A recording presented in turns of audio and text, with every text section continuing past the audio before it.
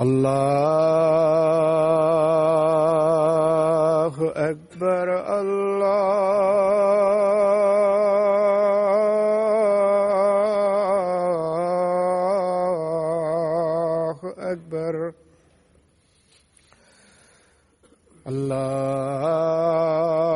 الله أكبر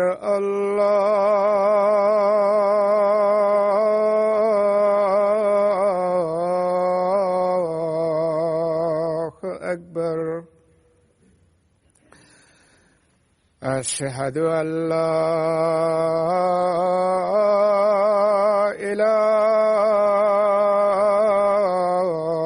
إله إلا الله أشهد أن لا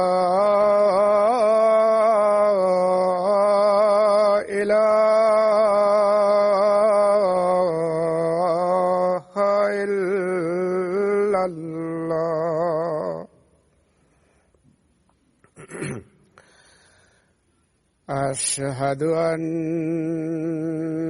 محمدًا رسول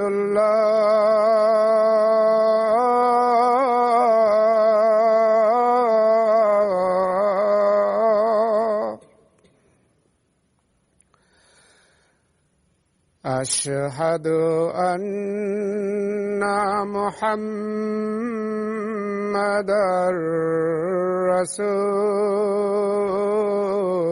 رسول الله حي على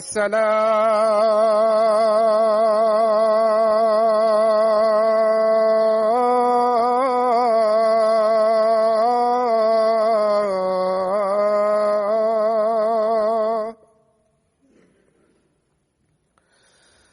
حي على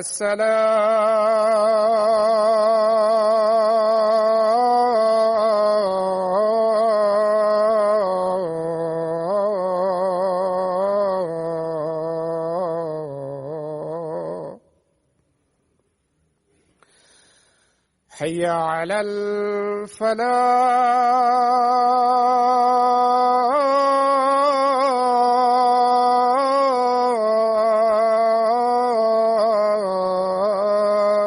الفلاح حي على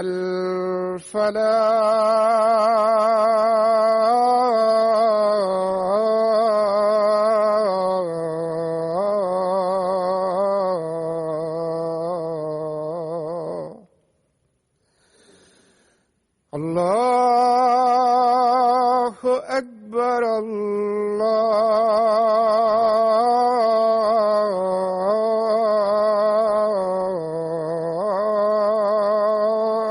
الله أكبر لا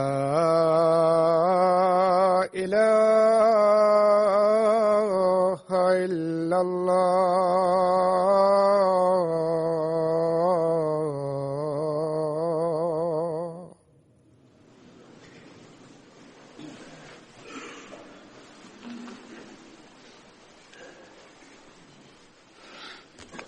السلام عليكم ورحمة الله.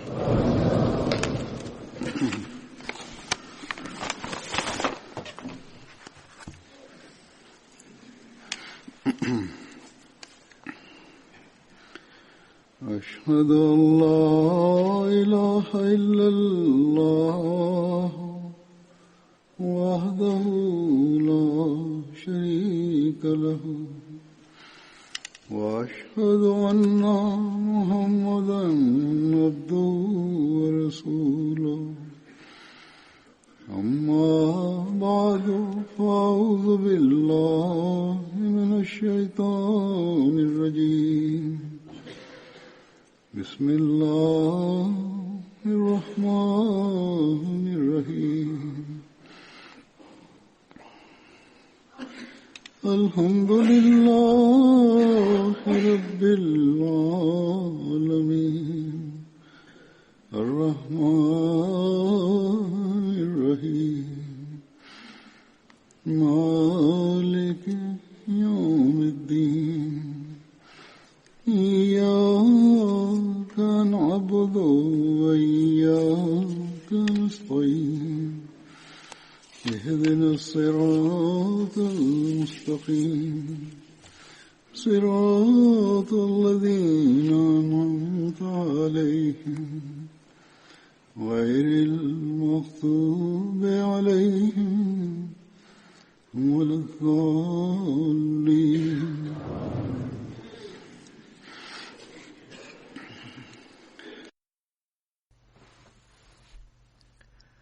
Riwayat hidup sahabat Badar yang akan disampaikan pada saat ini adalah Hadrat Mistah bin Usasah. Nama beliau Auf dan dijuluki dengan Mistah. Ibunda beliau bernama Hadrat Ummi Mistah Salma bin Sakhar, yakni putri dari bibi Hadrat Abu Bakar radhiyallahu anhu, Raita binti Sakhar.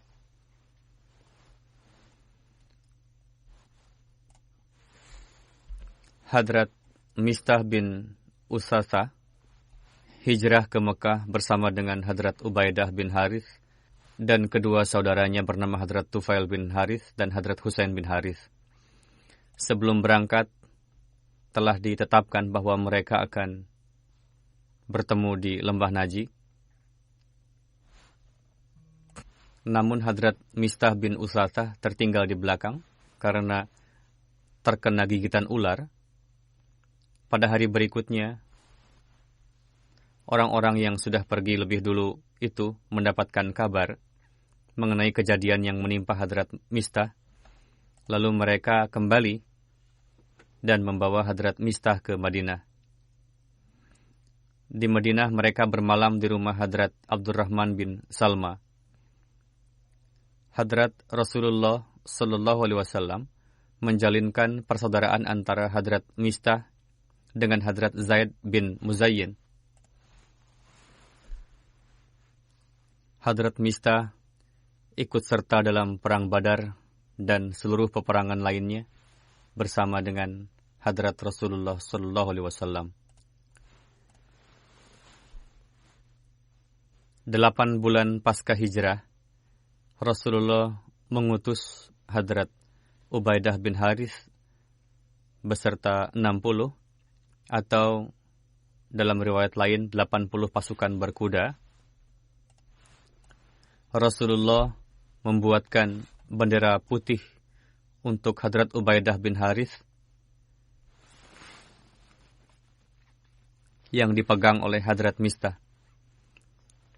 Tujuan dari perang tersebut untuk menahan kafilah dagang Quraisy. Pimpinan kafilah tersebut adalah Abu Sufyan. Menurut riwayat lain, Ikrimah bin Abu Jahal, dan sebagian lagi berpendapat dipimpin oleh Makrad bin Hafs. Kafilah tersebut berjumlah 200 orang yang membawa barang dagangan. Para sahabat mendapati kafilah tersebut di lembah Rabiq, yang disebut juga daerah Wadan. Kafilah tersebut bukan hanya kafilah dagang, bahkan dilengkapi dengan persenjataan perang. Dan tujuan dari kedatangan kafilah tersebut adalah untuk digunakan dalam perang.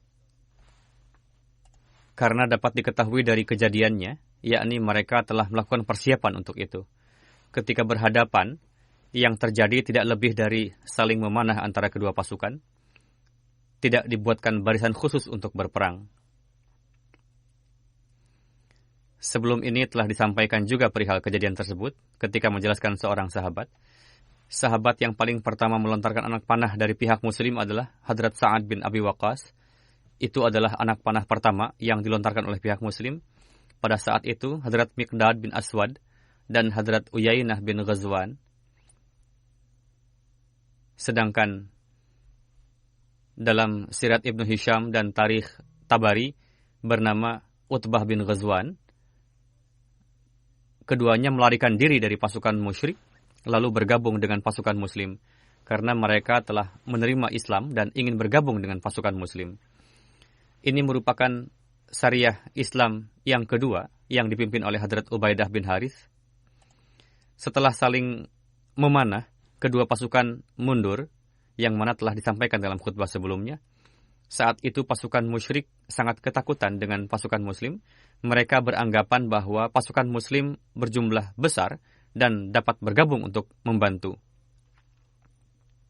Mereka ketakutan lalu mundur, namun pasukan Muslim tidak mengejarnya karena tujuannya bukan untuk berperang, hanya menghentikan saja kafilah tersebut dan memberikan pelajaran kepada mereka bahwa jika mereka bersiap untuk menyerang pasukan Muslim, maka pasukan Muslim pun akan siap untuk menghadapinya.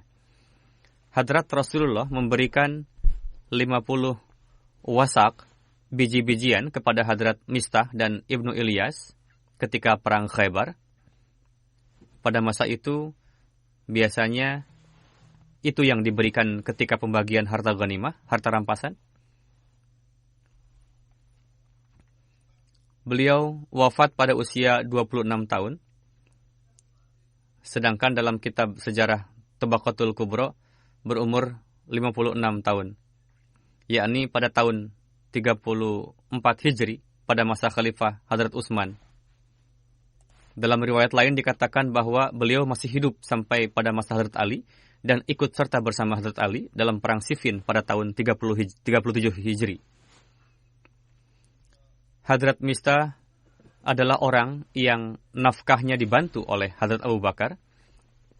Namun, ketika Hadrat Aisyah difitnah berbuat zina, Hadrat Mistah ikut serta bersama dengan orang-orang yang menuduh. Sehingga Hadrat Abu Bakar bersumpah setelah itu tidak akan menafkahi Hadrat Mistah lagi. Yang karenanya turun ayat sebagai berikut. Wala ya'tali ulul fadlim minkum was-sa'ati ayyu'tu ulil qurba wal masakina wal muhajirin fi sabilillah wal ya'fu wal yasfahu ala tuhibbuna ayyaghfirallahu lakum wallahu ghafurur rahim. Artinya, dan janganlah orang-orang yang mempunyai kelebihan dan kelapangan di antara kalian bersumpah bahwa mereka tidak akan memberi bantuan kepada kaum kerabatnya, orang-orang yang miskin dan orang-orang yang berhijrah pada jalan Allah. Dan hendaklah mereka memaafkan dan berlapang dada. Apakah kalian tidak ingin bahwa Allah mengampuni kalian? Allah Maha Pengampun, Maha Penyayang. Setelah turun ayat tersebut, Hadrat Abu Bakar mulai menafkahi Hadrat Mistah lagi. Ketika Allah Ta'ala menurunkan ayat yang menyatakan ketidakbersalahan Hadrat Aisyah dari tuduhan itu, maka orang-orang yang memfitnah itu dihukum. Berdasarkan sebagian riwayat lain, Rasulullah memerintahkan untuk menghukum cambuk orang-orang yang memfitnah. Di antaranya ikut juga Hadrat Mistah. Berkenaan dengan fitnah yang dilontarkan ini, Hadrat Masih Maud alaihissalam menjelaskan, karena ini merupakan peristiwa penting yang sangat bersejarah, bukan bersejarah, peristiwa penting dan terdapat pelajaran bagi umat muslim. Untuk itu dijelaskan secara detail, dan Allah Ta'ala pun telah menurunkan ayat mengenainya. Hadrat Masih Maud alaihissalam bersabda, di antara akhlak-akhlaknya, Allah Ta'ala memasukkan akhlak berikut, yakni dengan taubat, istighfar, doa dan sedekah, nubuatan bersifat peringatan dapat terelakkan. Begitu juga Allah Ta'ala mengajarkan akhlak tersebut kepada manusia. Dalam menjelaskan kejadian tersebut, Hadrat Masih Maud alaihissalam menerangkan mengenai perbedaan antara peringatan dan janji. Beliau bersabda, sebagaimana terbukti dalam Al-Quran dan hadis, fitnah yang dilontarkan orang-orang munafik kepada Hadrat Aisyah yang didasari kekejian semata membuat beberapa sahabat yang lugu dan sederhana ikut serta termakan fitnah itu. Di antaranya seorang sahabat yang biasa makan 2 kali sehari di rumah Hadrat Abu Bakar. Namun karena ikut menuduh, Hadrat Abu Bakar bersumpah untuk tidak menafkahi lagi sahabat tersebut disebabkan oleh ulahnya itu. Sehingga turun ayat berikut, wal ya'fu wal yasfahu ala tuhibbuna ayyaghfirallahu lakum wallahu ghafurur rahim.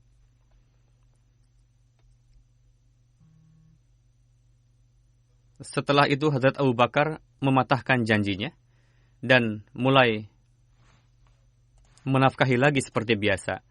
Berdasarkan itu, Hadrat Masih Maud alaihissalam telah memecahkan satu persoalan, yakni dengan menyatakan bahwa perbuatan tersebut termasuk ke dalam akhlak Islam, yakni jika seseorang menyampaikan janji yang bercorak peringatan, lalu mematahkannya, maka itu termasuk ke dalam akhlak yang baik.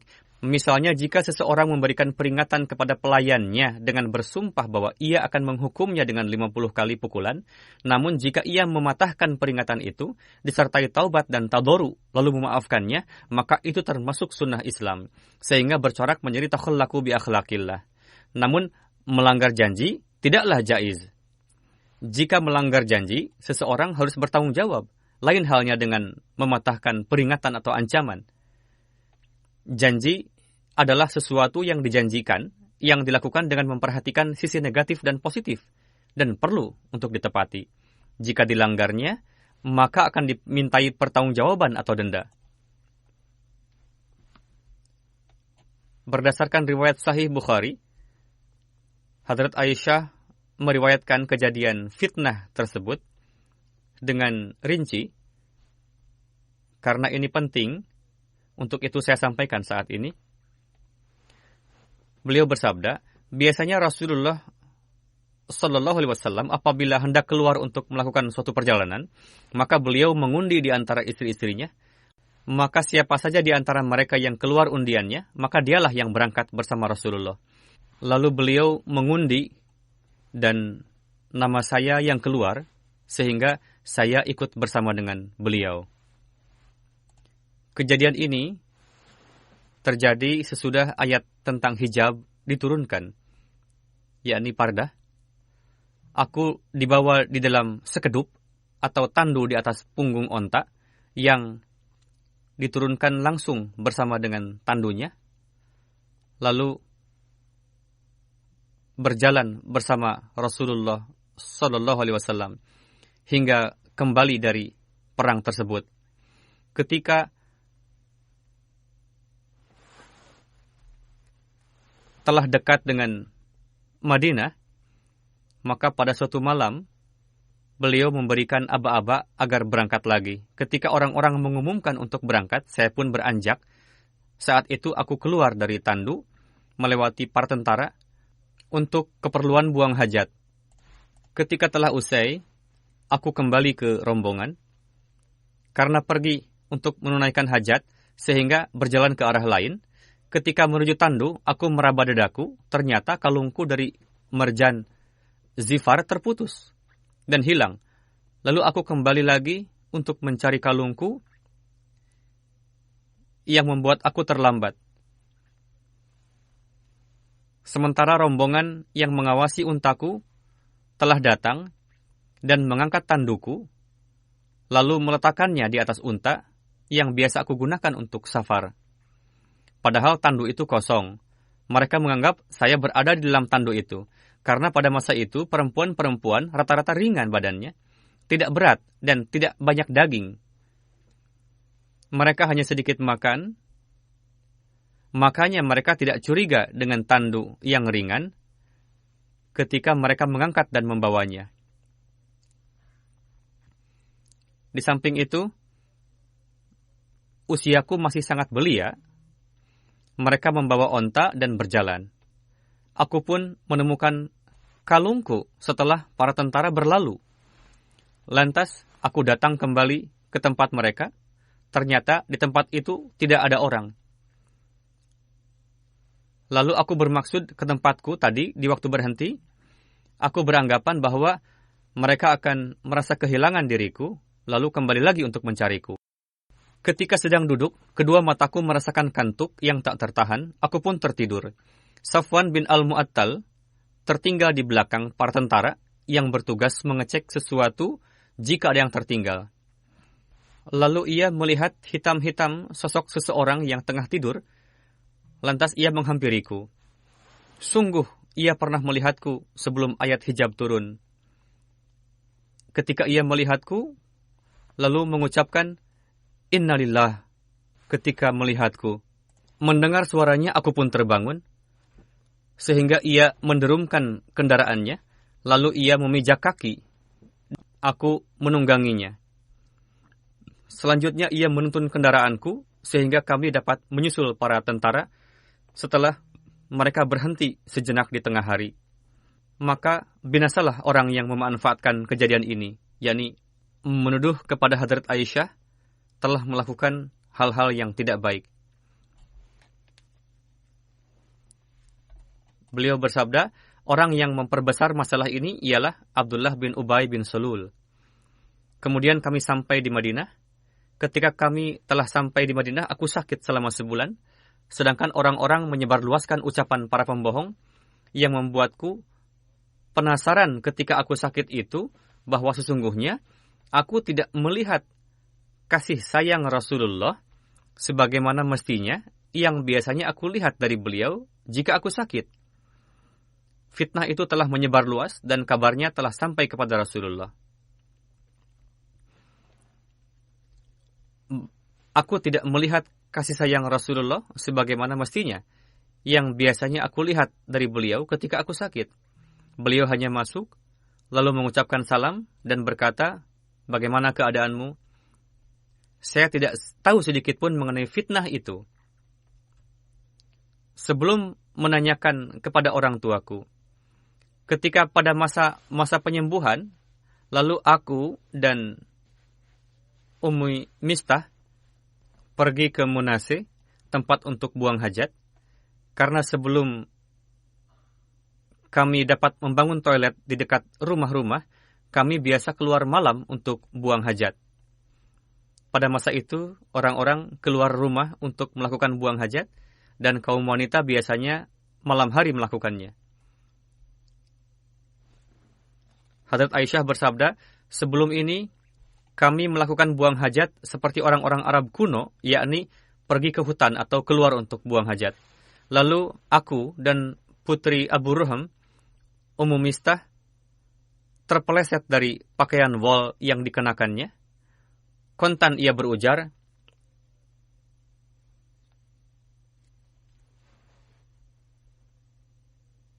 celakalah Mistah. Lantas aku berkata kepadanya, alangkah buruknya ucapanmu, kamu mencela seorang lelaki yang ikut serta dalam perang Badar. Lalu ia berkata, wahai wanita muda, apakah engkau belum mendengar apa yang telah orang-orang tuduhkan? Ia pun menceritakan kepadaku mengenai ucapan para pemfitnah, bahwa mereka menuduh engkau. Baru saja aku hampir sembuh, setelah mendengar kabar tersebut, aku pun bertambah sakit. Ketika aku pulang ke rumah, Rasulullah datang dan mengucapkan Assalamualaikum, lalu bersabda, bagaimana keadaanmu? Aku berkata, mohon izinkan saya untuk pergi ke rumah orang tua saya. Beliau berkata, ketika itu aku ingin mengetahui secara pasti berita tersebut dari kedua orang tuaku. Rasulullah SAW mengizinkanku datang kepada kedua orang tuaku, lantas aku bertanya kepada ibuku, wahai ibu, apa yang sedang hangat dibicarakan oleh orang-orang? Ibuku menjawab, wahai putriku, tidak ada apa-apa, tenang saja. Demi Allah, jarang sekali seorang perempuan cantik yang dicintai oleh suaminya, sementara ia mempunyai banyak madu, melainkan para madu tersebut sering menyebut-nyebut aibnya. Lantas aku berkata, Maha suci Allah, berarti orang-orang telah memperbincangkan hal ini. Maka aku menangis pada malam tersebut sampai pagi. Air mataku tiada henti, dan aku tidak tidur sama sekali. Kemudian, di pagi hari pun, aku masih menangis. Lalu Rasulullah memanggil Ali bin Abi Thalib dan Usama bin Zaid ketika wahyu tidak segera turun. Beliau Sallallahu Alaihi Wasallam bertanya kepada keduanya dan meminta pendapat kepada keduanya perihal apakah saya ceraikan atau jangan. Sedangkan Usama radhiyallahu anhu memberi pendapat kepada Rasulullah dengan apa yang ia ketahui akan jauhnya istri beliau dari perbuatan tersebut dan dengan apa yang ia ketahui tentang kecintaannya kepada beliau. Usama mengatakan, wahai Rasulullah, mereka adalah istri-istri Tuhan. Demi Tuhan, kami tidak mengetahui apa-apa mengenai mereka selain kebaikannya. Kami tidak melihat aib. Sedangkan Ali bin Abi Thalib berpendapat, wahai Rasulullah, Allah tidak akan memberikan kesempitan kepada Anda. Tabiat Hazrat Ali sedikit keras. Beliau mengatakan, perempuan selain Aisyah masih banyak. Jika Tuhan bertanya kepada seorang budak perempuan, pasti ia akan berkata jujur kepada Anda.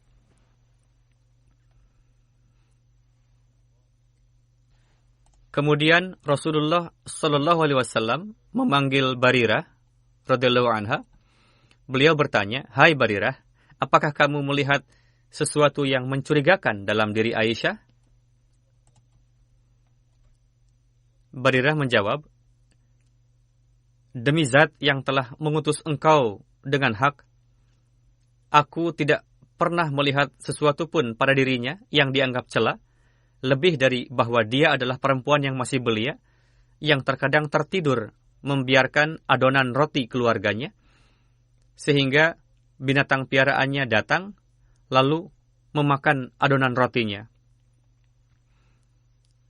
Pelayan itu memberikan contoh bahwa tidak ada keburukan dalam diri Hadrat Aisyah, hanya keteledoran, yakni suka ketiduran.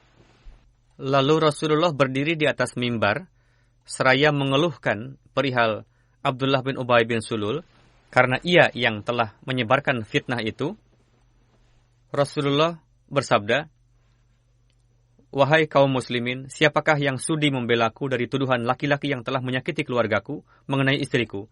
Demi Allah, aku tidak mengetahui tentang keluargaku kecuali kebaikan. Dan mereka juga menuduh seorang laki-laki yang sepanjang pengetahuanku adalah orang baik.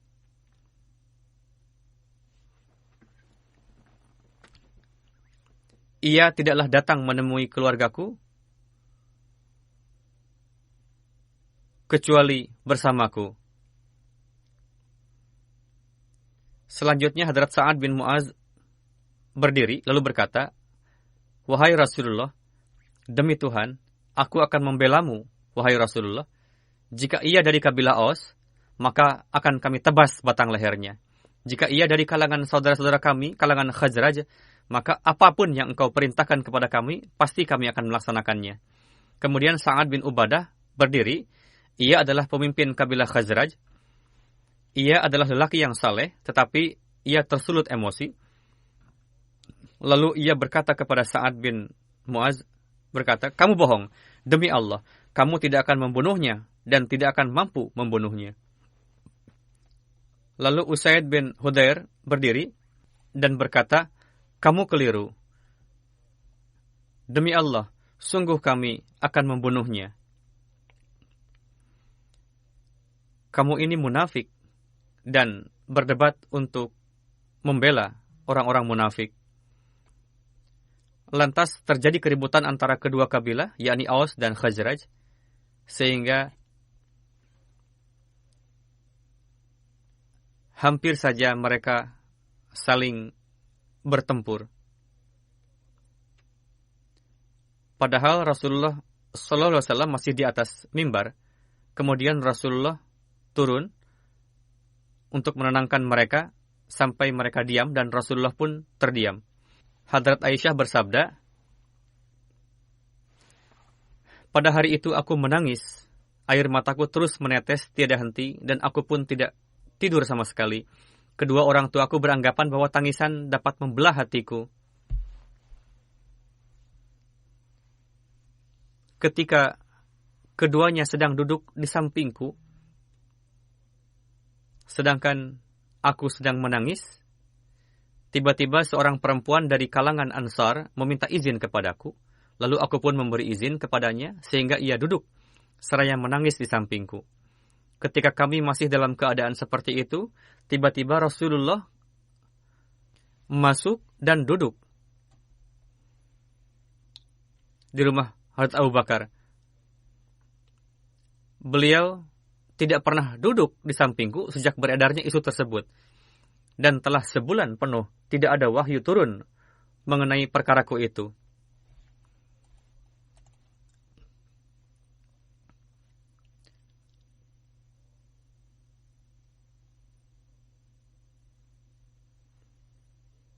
Lantas Rasulullah meminta kesaksian pada saat beliau duduk seraya berkata, terhitung sejak fitnah itu beredar, lebih kurang 1 bulan jaraknya. Saat itu Rasulullah SAW masih menunggu wahyu dari Allah Ta'ala. Hadrat Aisyah bersabda, Rasulullah meminta kesaksian pada saat beliau duduk seraya berkata, "Amma ba'du, hai Aisyah, sungguh telah sampai kepadaku isu demikian dan demikian mengenai dirimu. Jika engkau memang bersih dari tuduhan tersebut, pasti Allah akan membebaskanmu.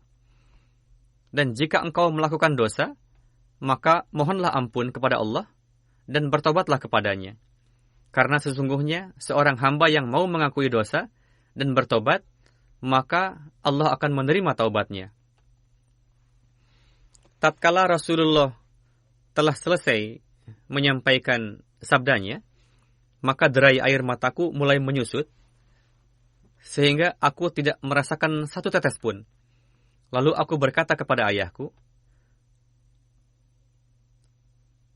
"Tolong sampaikan jawaban kepada Rasulullah atas nama aku."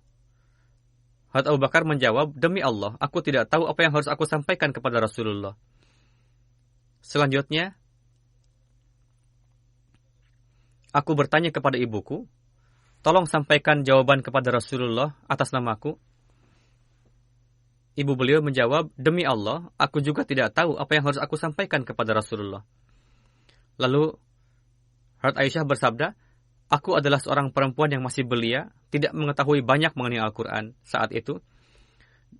Saya mengatakan,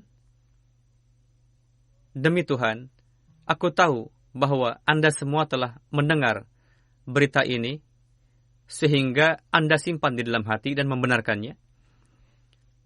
Makanya, jika aku katakan kepada Anda bahwa aku bersih dari tuduhan tersebut,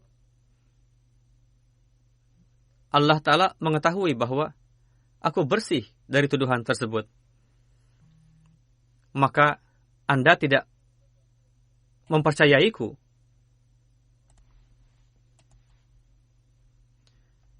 Karena sudah sedemikian rupa menyebar fitnah tersebut. Dan jika aku mengakui sesuatu yang Allah mengetahui bahwa aku terbebas darinya, namun Anda benar-benar akan mempercayainya.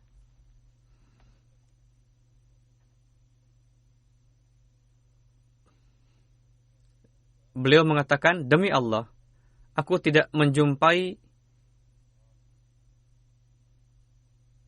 pada diriku dan diri Anda suatu perumpamaan selain sebagaimana yang dikatakan oleh ayahanda Nabi Yusuf alaihissalam kepada saudara-saudara Hadrat Yusuf yang berbunyi, maka hanya sabar yang baik itulah yang terbaik bagiku.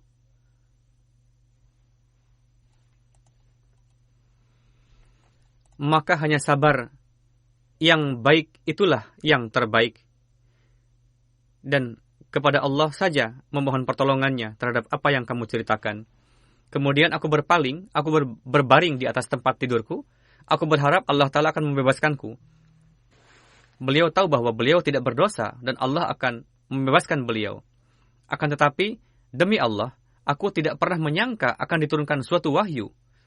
Beliau beranggapan bahwa Allah Ta'ala pasti akan membebaskan beliau, namun beliau tidak menyangka sampai-sampai Allah Ta'ala menurunkan wahyu mengenai ketidakbersalahanku.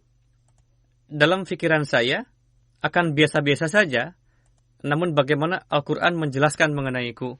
Karena saya tidak layak untuk mendapatkan perlakuan itu, yakni Allah Ta'ala menetapkanku tidak bersalah melalui wahyu Al-Quran. Sebenarnya yang aku harapkan ialah Rasulullah bermimpi di dalam tidurnya, yang di dalam mimpi tersebut, Allah Ta'ala membebaskanku dari tuduhan tersebut.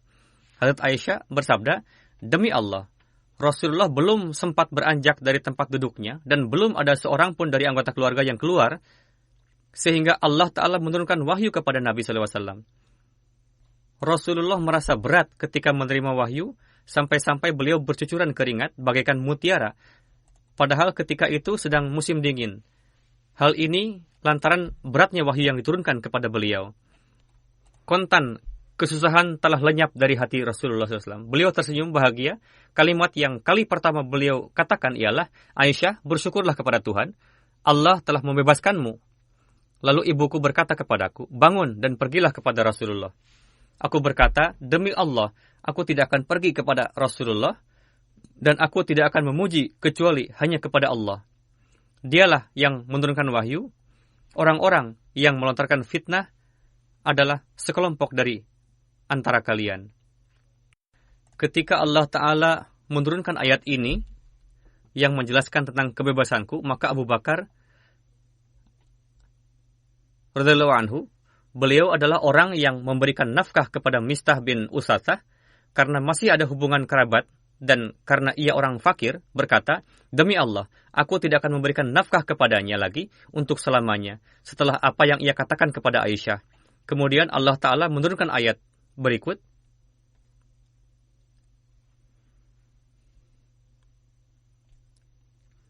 Dan janganlah orang-orang yang mempunyai kelebihan dan kelapangan di antara kamu bersumpah bahwa mereka tidak akan memberi bantuan kepada kaum kerabatnya. Orang-orang yang miskin dan orang-orang yang berhijrah pada jalan Allah. Dan hendaklah mereka memaafkan dan berlapang dada. Apakah kamu tidak ingin bahwa Allah mengampunimu? Dan Allah Maha Pengampun, Maha Penyayang.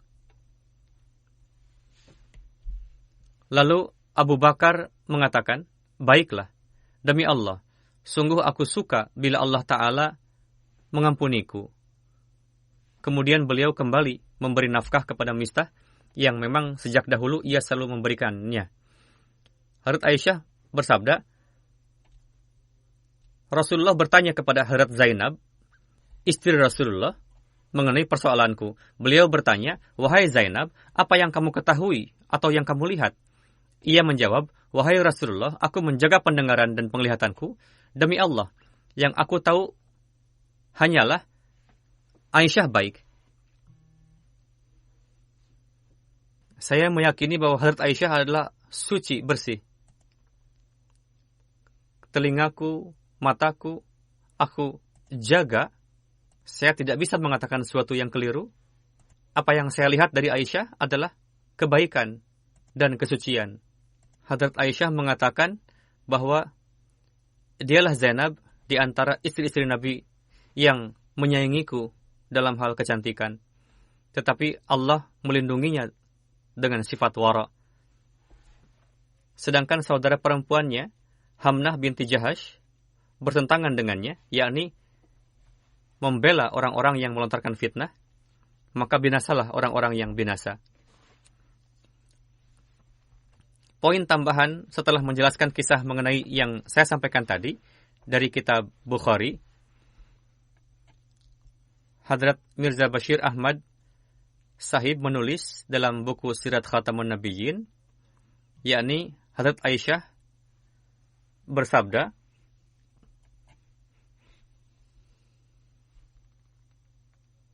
ketika Hadrat Safwan mengatakan innalillahi wa inna ilaihi raji'un, saya terbangun, dan karena saat itu perintah hijab sudah turun, sehingga langsung saya menutup wajah, dan dia tidak mengajakku bicara, dan aku tidak mendengar sepatah kata pun dari mulutnya, selain ucapan innalillah. Sehingga ia membawa untanya, dan mendudukkannya di dekatku, lalu ia memijak kakinya pada kedua lutut unta, supaya tidak bangkit seketika. Kemudian, aku menungganginya. Seperti yang disabdakan Hadrat Aisyah, bahwa wahyu Allah Ta'ala memiliki keutamaan yang khas bagi saya, karena tidak seperti yang diduga. Walhasil, ini merupakan peristiwa penting, yakni fitnah besar telah dilontarkan kepada keluarga Rasulullah. Hadrat Aisyah memiliki kedudukan yang istimewa. Ini disebabkan karena Rasulullah pernah bersabda bahwa tempat yang paling banyak turun wahyu bagiku adalah ruangan Aisyah.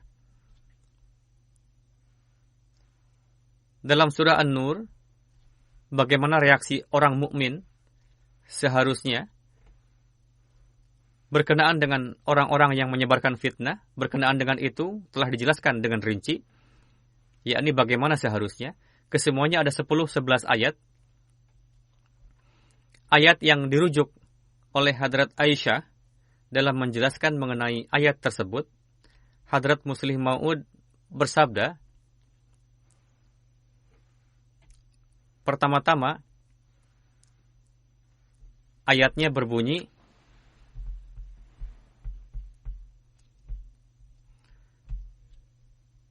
Innal ladzina ja'u bil ifki usbatum minkum la tahsabuhu syarrul lakum bal huwa khairul lakum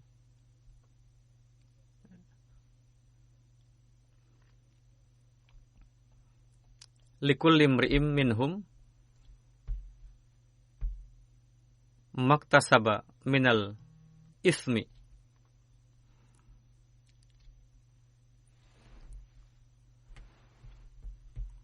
walladzi tawalla kibrahu minhum lahu azabun azim. Sesungguhnya orang yang membawa berita bohong itu adalah dari golongan kamu juga. Janganlah kamu mengira berita itu buruk bagi kamu, bahkan itu baik bagi kamu. Setiap orang dari mereka akan mendapat balasan dari dosa yang diperbuatnya. Dan barang siapa di antara mereka yang mengambil bagian terbesar, dia mendapat azab yang besar pula. Setelah itu terdapat ayat lebih lanjut diterangkan dengan jelas. Beliau menulis, sesampainya di Madinah, Abdullah bin Ubay bin Sulul dan kawan-kawannya menyebarkan fitnah bahwa na'udzubillah Hadrat Aisyah secara sengaja tertinggal di belakang, lalu berhubungan dengan Safwan yang membawa unta. Begitu hebohnya kabar tersebut, sehingga karena keluguannya, ada beberapa sahabat yang terhasut gosip fitnah tersebut, di antaranya Hasan bin Thabit dan Mistah bin Asasah, dan seorang sahabat wanita, Hamnah bin Hajash, kakak ipar Rasulullah. Karena Hadrat Aisyah sangat terluka hati atas peristiwa tersebut, di mana beliau tertinggal di hutan sendiri dalam umur yang masih belia, dan sesampainya di Madinah, jatuh sakit karena kejadian yang dialaminya itu, yakni rasa takut tertinggal sendiri. Hadrat Muslih Maud menulis, salah satu penyebab sakitnya beliau adalah hal tersebut. Di sisi lain, orang-orang munafik menyebarkan fitnah mengenai beliau. Akhirnya kabar tersebut sampai kepada Rasulullah. Setelah melihat Hadrat Aisyah sakit, beliau tidak dapat bertanya dengan mengatakan apa yang tengah diributkan oleh orang-orang munafik. Di sisi lain, kabar buruk semakin meluas. Hadrat Aisyah bersabda, melihat Rasulullah, saya menjadi heran karena ketika masuk ke rumah, wajah beliau tidak ceria dan tidak berbicara kepada saya. beliau malah menanyakan kondisi saya kepada orang lain, lalu pergi. Lalu atas izin beliau, saya pergi ke rumah orang tua.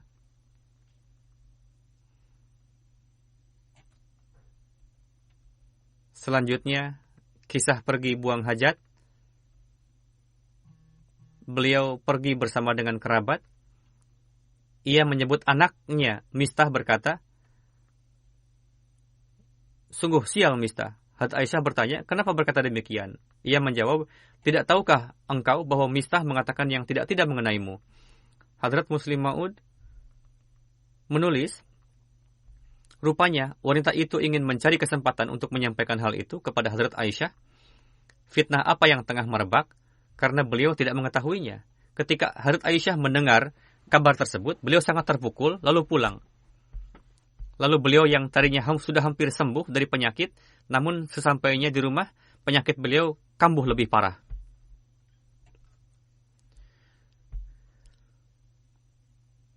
Selanjutnya beliau menjelaskan, Rasulullah memanggil Hadrat Umar, Hadrat Ali, dan Hadrat Usamah bin Zaid untuk meminta musyawarah.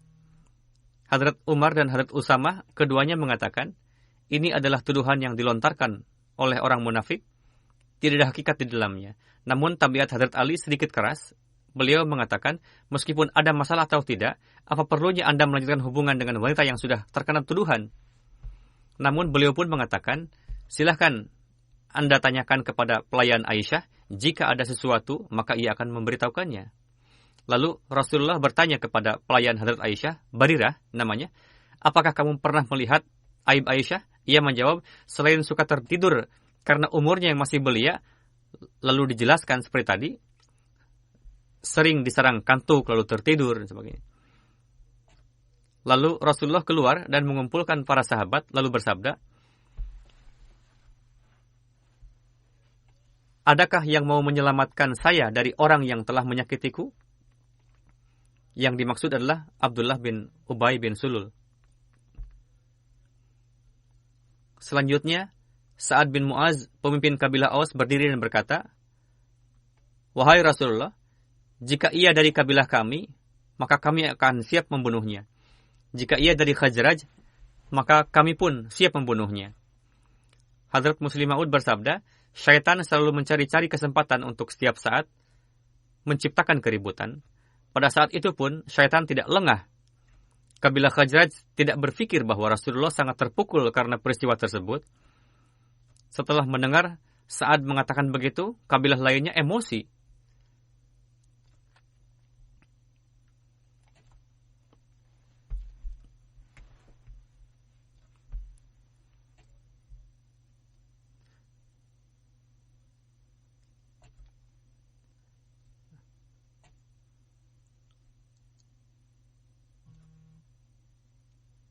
Sa'ad bin Ubadah berdiri mengatakan kepada Sa'ad bin Mu'az, kamu tidak akan membunuhnya dan tidak akan mampu membunuhnya. Dalam perdebatan itu pun sahabat lainnya berkata, kami akan membunuhnya. Kita lihat siapa yang akan menyelamatkannya. Hadrat Muslim Maud menulis, percekcokan itu tidak hanya di mulut saja, bahkan mereka mulai mengeluarkan pedang dari sarangnya. Hampir terjadi pertempuran. Rasulullah dengan sulit sekali melerainya. Kabilah Aus mengatakan bahwa kami akan membunuh orang yang selalu menyakiti Rasulullah. Kabilah Khazraj mengatakan, kalian mengatakan ini tidak dengan ikhlas. Kalian tahu bahwa ia dari kabilah kami, karena itu kalian katakan demikian. Dari ini terbukti bahwa kedua kabilah tersebut sangat mencintai Rasulullah. Namun syaitan telah menciptakan keributan di antara mereka.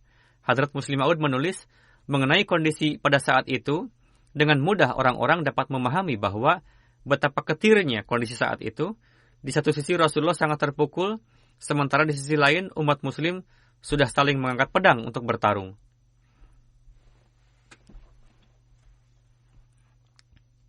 Kondisi tersebut diciptakan oleh syaitan dan terkadang itu menimpa orang-orang saleh. Hadrat Muslim Maud menjelaskan lebih lanjut, ketika ditanyakan kepada Hadrat Aisyah mengenai kejadian sebenarnya, Hadrat Aisyah menjawab, jika aku membenarkan tuduhan itu, berarti saya dusta. Dan jika aku membuktikan diri tidak bersalah, Anda semua tidak akan meyakininya. Untuk itu saat ini, yang bisa saya katakan adalah seperti apa yang telah diucapkan oleh ayah Hadrat Yusuf, yakni Hadrat Yakub. Fasabrun jamil, wallahul musta'an, artinya bersabarlah dengan baik. Itu yang sesuai untukku, dan dalam kondisi seperti ini, hanya Allah lah yang dapat dimintai pertolongan. Hadrat Aisyah bersabda, saya beranjak dari sana, dan pergi ke kamar, lalu turun ayat yang saya tilawatkan tadi, yang artinya,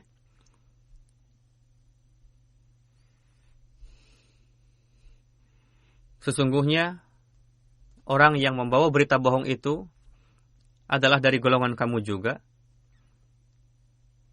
Janganlah kamu mengira berita itu buruk bagi kamu, bahkan itu baik bagi kamu. Setiap orang dari mereka akan mendapatkan balasan dari dosa yang diperbuatnya. Dan barang siapa di antara mereka yang mengambil bagian terbesar, dia akan mendapatkan azab yang besar.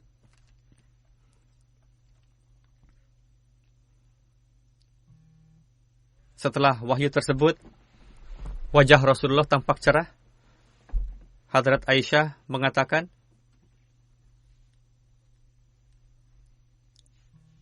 berterima kasihlah kepada Rasulullah. Saya berkata, saya akan bersyukur kepada Allah Ta'ala. Seperti telah dijelaskan di awal, Hadrat Muslim Maud pernah menyampaikan dalam satu kesempatan khutbah, yakni disebabkan karena melontarkan fitnah kepada Hadrat Aisyah, ada 3 orang yang mendapatkan hukuman cambuk, di antaranya Hasan bin Thabit, yang termasuk penyair besar Rasulullah, lalu Hadrat Mistah, saudara sepupu Hadrat Abu Bakar. Ia orang yang sangat miskin sehingga selalu tinggal dan makan di rumah Hadrat Abu Bakar. Beliau selalu membuatkan pakaian untuknya. Yang ketiga adalah sahabat wanita yang mendapatkan hukuman cambuk. Dalam Sunan Abu Dawud pun dijelaskan mengenai hukuman tersebut.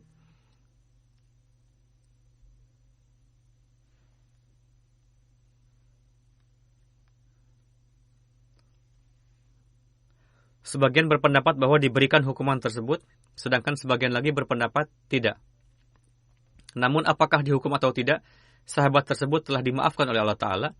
Hukuman dunia yang harus didapatkan telah beliau dapatkan, dan seperti yang saya terangkan, beliau ikut pada peperangan berikutnya. Hadrat Mistah adalah sahabat Badar, memiliki kedudukan yang tinggi. Allah Ta'ala telah memberikan kehidupan akhir yang baik kepada beliau, dan Allah jaga kedudukan itu. Semoga Allah Ta'ala senantiasa meninggikan.